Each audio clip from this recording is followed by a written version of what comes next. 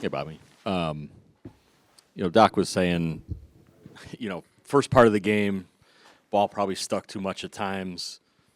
The big comeback, the ball's moving, especially, getting in the paint, kind of creating things there. I guess just if you can identify maybe like why it started that way and then what changed and maybe was it just a little too late, I guess, at that point with, 6 minutes left.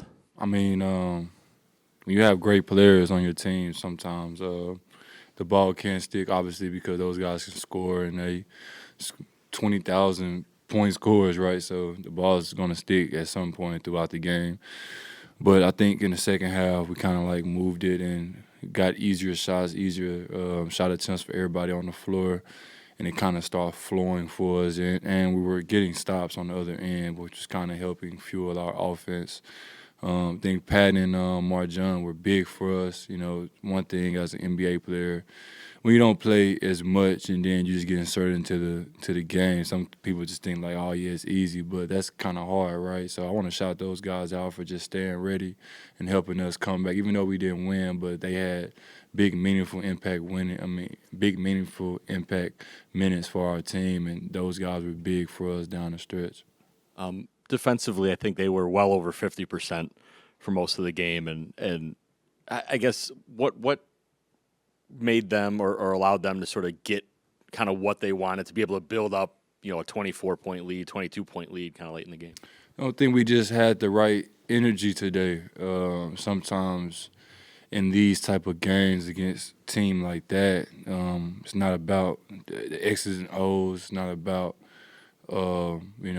making shots or whatever it is. It's just the effort, right? That team plays with a lot of grit.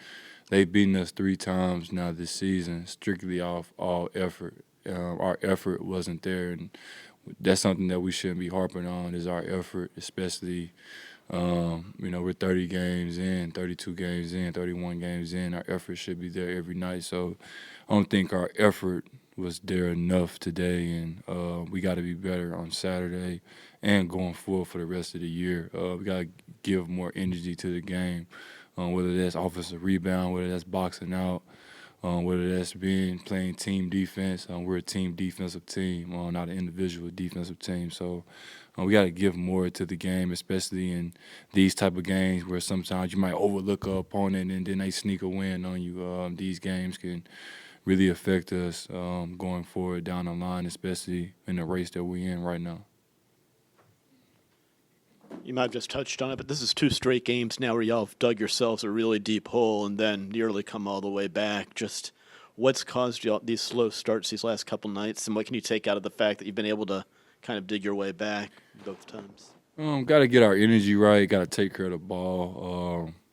Turnovers can lead to easy baskets for other team, and most teams really don't want to play against our half court, so they put us in a track meet sometimes, right? So got to get back on defense, got to take care of the ball, and then we got to take great shots on offense when we get the ball. So it's just a collective thing of a lot of things, but I think the biggest thing is the effort. I keep going back to that. Got to put more into the game to get the results that you want. It's hard to win in the NBA. It's hard to win in this league, but the teams that put forth the little effort into the little small details are the teams that win these games when you need them the most. Hey, Bobby, I'm just curious. How do you feel like a game like this, to his point, coming so close to winning it, how does that fuel you personally moving forward? I think it gives us a great idea of what we can do.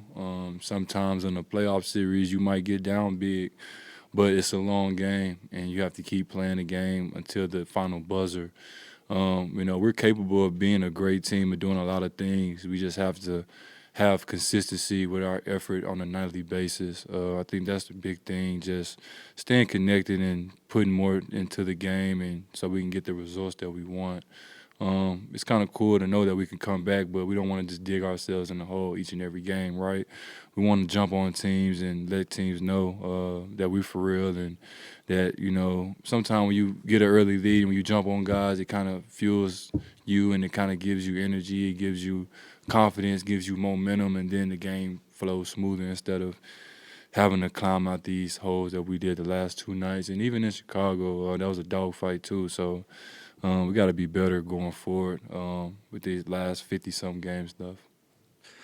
Bobby, this is the second game with your big three, Giannis, Dame, and Chris all together. Obviously, it presents a lot of great opportunities for you, but I'm just wondering kind of what challenges there are from a chemistry perspective, and if you're seeing signs of the team gelling around those three now that everyone's back. I mean, it can go a lot of different ways, but I think the biggest thing is just building chemistry, getting right on the court, knowing where guys going to be, knowing their spots, being the best ball club we can. I think the biggest thing that we can do is watch film. I think the film doesn't lie. Over my years in the league, I've been watching film a lot more, and I've gotten better with my decision-making on the court, making the right reads, seeing guys in the post when I post up, they come over, making a pass, getting it to the shooter so he gets a shot. Sometimes it's not about you shooting the ball. It's about just dictating the game and making the game easier for yourself and for your team. So there's a lot of different things that we can do to be a better ball club with those three guys, and I'm excited for what's to come for us in the future. The highs and lows that present itself throughout the season is good sometimes because it can really challenge you and bring the best out of you. So we're up for the challenge. It's 50 games left and see what shakes in those. But I'm excited for what's to come in 2025 for us. Just one loss doesn't dictate where we're going.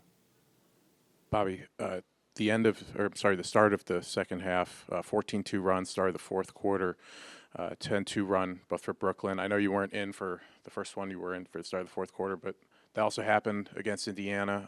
It's happened a few times out of half this year or at the starts of quarters. Why do you think that is? In which quarter? Third quarter? Happened in both third and the fourth tonight. They got on the run with us.